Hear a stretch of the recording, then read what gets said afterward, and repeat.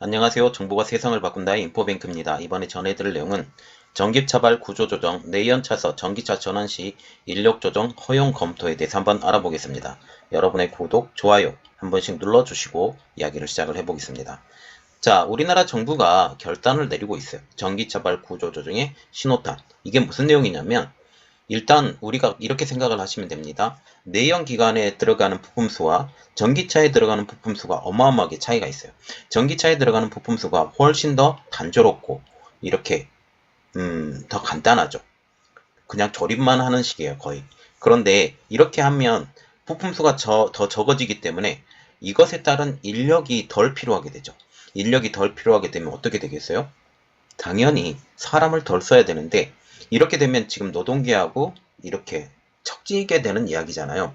그런데 이게 이제 대세가 전기차로 넘어가다 보니 이것을 국가적으로 이제 허용을 해줘야 되겠다.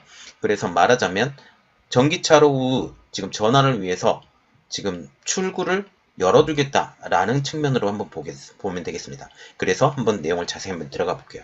정부가 결단 전기차발 구조조정 신호탄입니다. 전기차로 지금 넘어가는 폼팩터 가운데 정부가 지금 큰 결단을 내리고 있습니다.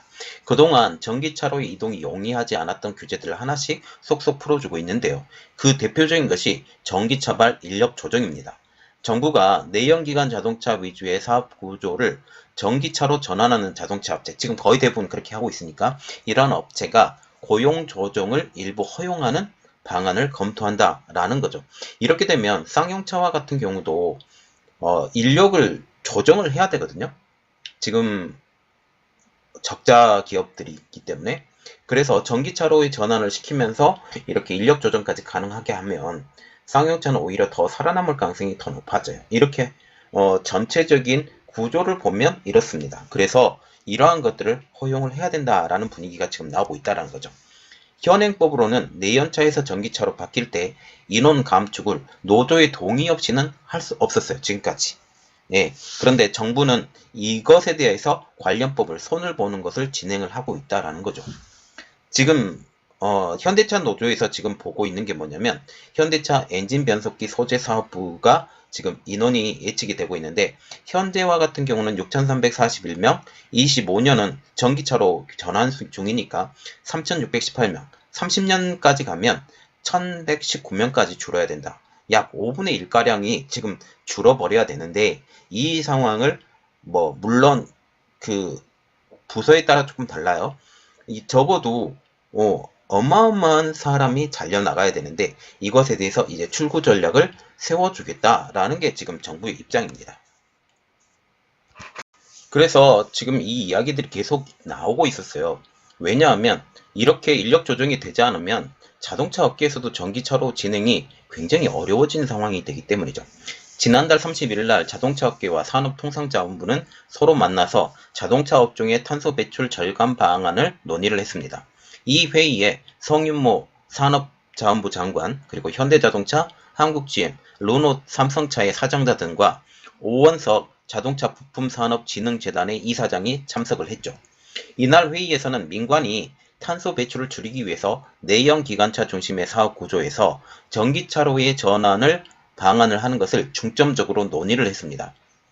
그런데 이 논의 과정 가운데 가장 커다란 숙제가 하나가 있었는데 인력 조정이었었죠. 지금 전 세계적으로 내연기관차에서 전기차로 전환할 때 고용 문제가 계속적으로 이슈가 되어가고 있어요. 우리나라도 마찬가지입니다. 외국에서도 GM과 폭스바겐과 같은 경우도 이렇게 넘어가면서 인력 조정을 다 했어요. 우리나라도 지금 해야 될 시기가 온 것입니다. 현재 자동차 생태계가 내연기관차에서 이제 전기차로 넘어가면서 공정 축소에 따른 인력 조정 압박이 있었지만 현재의 법상으로는 국내 법상입니다. 노조의 동의 없이 구조 조정이 사실상 불가능해서 사업 전환에 지연이 일어나고 있어요.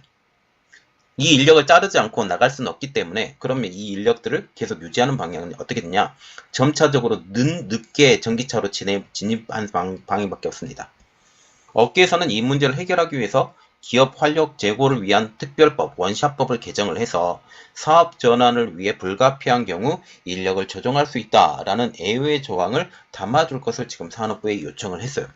원샷법은 사업 재편을 돕기 위해서 인수합병의 절차와 규제를 간소화한다는 절차인데요. 이번에 원샷법을 통해서는 사업 전환, 말하자면 내연기관차에서 전기차로 전환이 불가피할 경우에는 인력을 조정할 수 있다라는 이러한 내용이죠. 업계에서는 또 고용 보조금을 확대를 해서 업체의 고용 부담을 덜고 탄력적 근로가 가능하도록 주 52시간 근무제를 유연하게 적용할 것이라고 제안을 했죠. 이게 52시간 너무 딱 맞췄기 때문에 업계 입장으로서는 상당히 고심이 많다라고 지금 얘기가 많이 나오고 있어요. 산업부는 업계의 이 같은 요구를 정리해서 조만간 관계부처와 협의할 방침입니다. 다만 산업부의 경우 신속한 사업 전환을 위해서 인력 조정이 어느 정도 필요하다고 보고 있지만 고용 안정이라는 구조 조정 원칙이 훼손될 우려가 있는 고용노동부 등의 반발이 이게 변수가 되겠죠. 자, 그래서 결국은 이겁니다. 전기차로 전환, 내연기관차에서 전기차로 전환은 필수적으로 인력 구조 조정이 반드시 필요해야 돼요. 그런데 구조 인력 조정이 없이 전기차로 전환을 하게 된다면 전기차를 굉장히 많이 만들어내야 돼요. 이것은 좀 불가능한 일이기 때문에 어쩔 수 없이 구조 조정을 해야 되는데 이것을 이제 정부가 출구 전략으로 만들어 주겠다라는 그런 내용이죠. 이 진행 방향이 어떻게 되는지 한번 우리가 보고 한번 진행을 한번 보도록 하겠습니다.